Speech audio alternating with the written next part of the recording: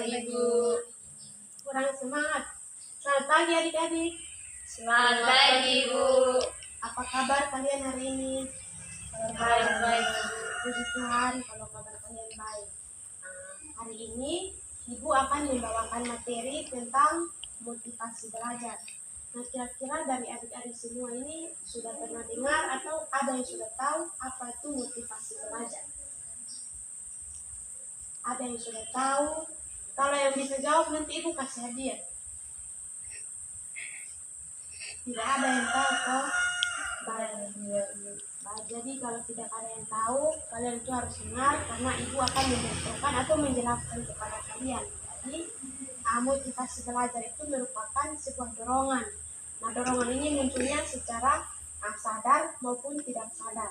Itu ada dalam diri kita. Jadi dorongan itu ada pada diri kita itu mau sadar maupun tidak sadar. Jadi pada saat kita belajar itu kita tidak hanya tunggu perintah atau kita tidak tunggu suruhan dari orang tua. Kalau bapak dan mama suruh kita belajar baru kita belajar, tapi itu sudah ada pada diri kita masing-masing. Jadi pasti kita tahu hari ini saya harus belajar tentang ini supaya kedepannya saya bisa mendapat nilai yang bagus atau apa yang saya inginkan itu bisa tercapai. Jadi itu yang dimaksud dengan motivasi belajar.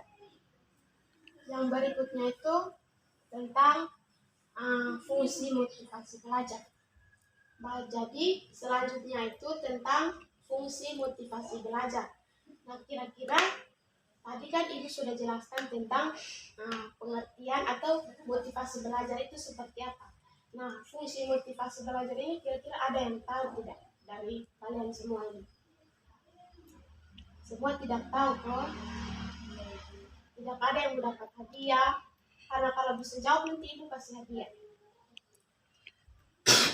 Semua senyum-senyum, saya pasti berpikir kira-kira Ibu ini mau kasih hadiah apa. Baik, jadi kalau tidak ada yang tahu, Ibu akan menjelaskan. Nah, fungsi motivasi belajar ini sebagai pendorong juga buat kita, atau sebagai salah satu pendorong untuk mencapai prestasi kita, sehingga prestasi kita itu atau prestasi peserta didik itu bisa dicapai dengan baik, atau apa yang kita inginkan. Mungkin di sini ada yang cita-citanya menjadi ibu guru, atau ada yang menjadi dokter, atau di sini siapa yang menjadi ibu guru? Ada yang menjadi ibu guru? Ada Ibu. Semua punya cita-cita toh? Iya, punya Ibu. Ada yang menjadi dokter. Dan kalau ke depan ibu sakit, ada yang bisa kasih obat, atau ada yang bisa suntik ibu begitu. Tidak ada kok yang menjadi dokter. Jadi fungsi motivasi belajar ini tuh sebuah pendorong supaya kita tuh bisa mencapai apa yang kita inginkan atau cita-cita kita itu bisa tercapai. Nah, yang berikutnya di sini tentang prinsip-prinsip motivasi belajar. Nah, prinsip-prinsip motivasi belajar di sini yang pertama itu mendorong atau membuat kita menjadi penggerak atau motivasi. Atau motivasi ini merupakan motor penggerak dari setiap apa yang kita kerjakan atau apa yang kita capai. Maksudnya sebagai pendorong juga seperti tadi pengertian motivasi dan juga fungsi motivasi. Jadi sama saja, fungsi motivasi ini kita itu bisa mencapai apa yang kita inginkan. Terus yang kedua itu menentukan arah perbuatan, baik ke tujuan yang hendak kita capai dengan motivasi, dan memberikan arah kepada kegiatan yang harus kita kerjakan sesuai dengan rumusan dan tujuan. Artinya kita mengerjakan sesuai itu teratur dan urutan. Jangan hari ini kita mengerjakan lain, besok kita mengerjakan lain, tapi kita harus sesuaikan, atau bisa kita buat jadwal belajar begitu. Kalau hari ini saya harus bisa tulis huruf A sampai Z, atau bisa tulis angka 1 sampai 10. Jadi harus berurutan atau sesuai.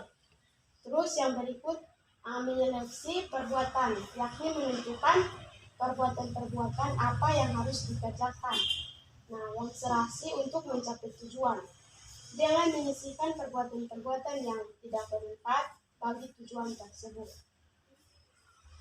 Terus Yang berikutnya itu motivasi sebagai dasar penggerak yang mendorong aktivitas belajar kita. Jadi motivasi itu sebagai penggerak atau pendorong. Jadi adanya motivasi dalam diri kita, pasti kita akan rajin belajar, atau kita akan rajin membaca buku, atau kita akan semangat untuk bisa tahu membaca, atau bisa tulis huruf A sampai Z, atau angka 1 sampai 10, bahkan ada yang bisa tahu juga angka 1 sampai 100. Kira-kira ada yang sudah bisa tulis angka 1 sampai 100 ke belum ini? Sudah? Ada yang sudah, ada yang belum, makanya diam. Nah, yang berikut tentang motivasi itu berupa pujian yang baik. Artinya, kalau kita juara di kelas, atau kita mendapat nilai yang bagus pada saat kita ulangan, itu pasti dapat hadiah dari bapak atau dapat hadiah dari mama. Ada kok yang sudah pernah dapat hadiah dari orang tua? Ada. Itu juara di kelas atau bisa membaca? Bisa di kelas. Oh, juara di kelas ya. Jadi adanya motivasi ini berarti bisa mendorong kita untuk kita mencapai apa yang kita inginkan, atau apa yang kita tidak bisa, pasti kita belajar untuk kita bisa kerjakan itu, atau apa yang kita impikan, cita-citakan itu bisa tercapai. Yang berikutnya, motivasi itu dapat memupuk optimis dalam belajar. Jadi kalau kita mempunyai motivasi dalam belajar, selalu kita yakin bahwa kita akan menyelesaikan hal tersebut. Jadi setiap apa yang kita kerjakan itu pasti selesai dengan baik. Jadi belajar bukanlah kegiatan yang sia-sia, pasti hasilnya akan berguna tidak hanya kini, tetapi juga di hari-hari yang mendatang. Artinya kalau kita belajar sekarang, bukan hanya ilmu yang kita dapat itu hanya sampai di sini, tapi ke depannya itu kita bisa kembangkan lagi. Jadi itu prinsip-prinsip motivasi belajar. Yang kedua, memotivasi atau melahirkan prestasi dalam belajar. Nah, dari berbagai hasil yang sudah kita dapat, itu kita dapat menyimpulkan bahwa motivasi itu merupakan sebuah pendorong atau mempengaruhi belajar kita. Jadi yang sebelumnya kita tidak bisa membaca, tapi kalau adanya motivasi dalam diri kita atau adanya niat dalam diri kita, pasti kita belajar. Kemarin itu saya tidak bisa membaca, jadi saya harus belajar supaya bisa membaca. Atau kemarin itu saya tidak bisa tulis angka 1 sampai 100, tapi saya baru bisa tulisnya angka 1 sampai 20. Tapi karena adanya motivasi, adanya dorongan, kita akan bisa mendapat, maksudnya kalau sebelumnya tidak bisa tulis angka 1 sampai 100, tapi kalau kita sudah belajar pasti bisa tulis angka 1 sampai 100. Sebaliknya juga kalau tulis ABC sampai Z belum bisa, pasti kita belajar atau adanya motivasi itu kita akan bisa tulis angka 1 sampai 100 dan bisa tulis A sampai Z. Nah, kira-kira penjelasan Ibu tadi kalian sudah paham belum? Sudah paham? Ya, baik. Jadi dari tadi Ibu jelaskan materi ini kalian seperti kurang semangat. Nah, karena itu Ibu ada sebuah game. Jadi kalian harus perhatikan. Ibu kasih contoh ya. Jadi game ini kalau Ibu bilang pagi, kalian itu tepuk tangannya 1 kali. Terus kalau Ibu bilang siang, kalian tepuk tangannya 2 kali. Kalau Ibu bilang malam, kalian tidak usah tepuk tangan, begini saja. Jangan sampai bunyi, tapi begini saja. Bisa dipahami? Bisa? Ya, jadi semua harus konsentrasi ya. Kita akan game supaya semua semangat. Kita mulai ya. Pagi. Apa sudah ada yang salah, ini harus konsentrasi. Tadi dengar tuh yang Ibu jelaskan? Ya, dengar tapi kurang konsentrasi. Kita ulang sekali lagi ya, semua harus konsentrasi. Siang, pagi, malam. Ada yang belum konsentrasi karena semua mesti begini sah. Ibu bilang malam seharusnya begini, tapi semua begini sah. Ulang sekali lagi. Malam. Masih orang yang sama belum konsentrasi. Baik, jadi 1 kali lagi semua harus konsentrasi. Pagi, siang, malam, sore. Tidak ada tuh? Ya, semua sudah konsentrasi.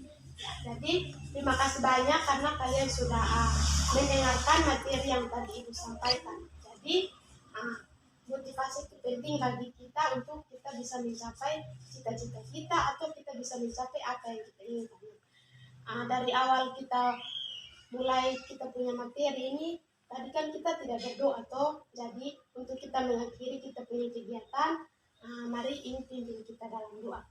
Baik, sebelum kita mengakhiri kita punya kegiatan ini, kita akan berdoa dan berdoa menurut keyakinan masing-masing. Berdoa mulai. Berdoa selesai. Baik, terima kasih. Selamat pagi semua.